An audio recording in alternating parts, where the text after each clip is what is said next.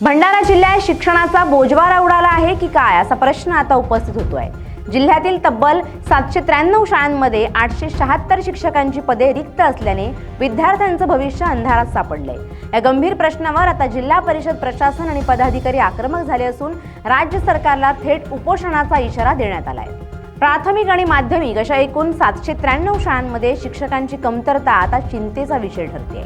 वारंवार सरकारकडे पाठपुरावा केलाय, पण अद्याप रिक्त पदांच्या भरतीबाबत ठोस पावलं उचलली गेली नाहीत।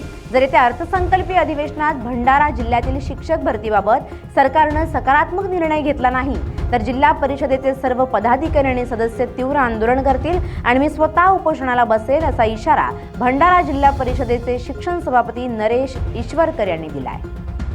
प्रशासनाकडे आम्ही वारंवार मागणी करत आहे। मागे आपल्या जिल्ह्यामध्ये महाराष्ट्राचे शिक्षण मंत्री आपल्या जिल्ह्यात सुद्धा आले होते आणि त्यांना सुद्धा आम्ही संपूर्ण माहिती दिली आणि त्याची जाणीव शासनाला सुद्धा आहे, नसे असा नाही।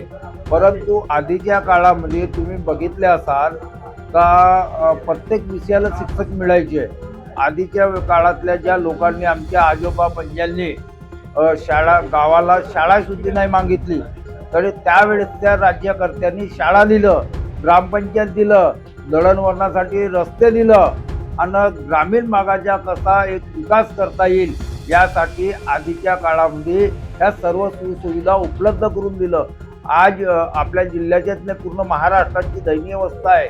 आपल्या म्हणजे लोकांनी आज मागून सुद्धा आज आपल्याला मिळत नाही, हे किती मोठी दयनीय अवस्था आहे। आज आपल्या जिल्ह्यामध्ये शिक्षक कमीत कमी 1000 शिक्षकच्या जवळपास कमी आहे। या अधिवेशनामध्ये आमच्याला जिल्ह्यासाठी शिक्षक भरतीसाठी कुठंही हालचाल दिसली नाही। नक्कीच आम्ही जिल्हा परिषदच्या माध्यमातून भंडारा जिल्ह्यामध्ये मोठ्या प्रमाणात जिल्हा परिषदच्या वतीनं उपोषण सुद्धा करण्यात येईल।